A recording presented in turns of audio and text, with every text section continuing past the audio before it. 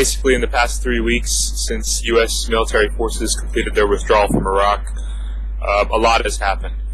The national unity government that had been constructed after 9 months of politicking following March 2010 elections seems to be fraying. The Shia-led government, led by Prime Minister Nouri al-Maliki, has made moves to try and arrest the Sunni Arab Vice President Tariq al-Hashemi. Hashemi, who's in Kurdistan at the moment, refuses to come back to Baghdad.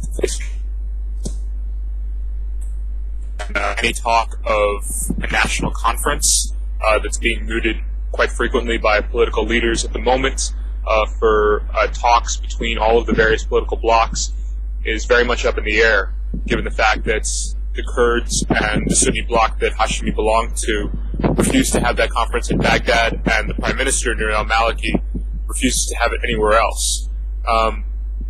Complicating factors is, of course, the security situation.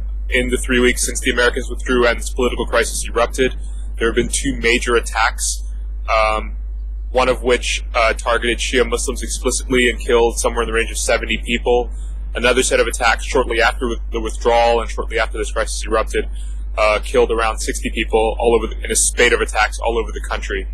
Certainly, violence is still an issue here in Iraq.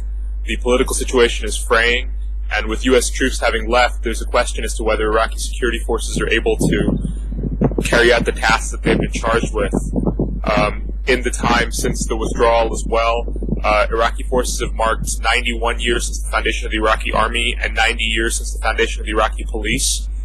On the day the Iraqi army had a massive parade to mark their foundation, rocket attacks targeted the Green Zone. They only fell on the outskirts of the Green Zone, but it was still a marker that insurgents, even on a day when the Iraqi army is marking its foundation, are able to carry out attacks.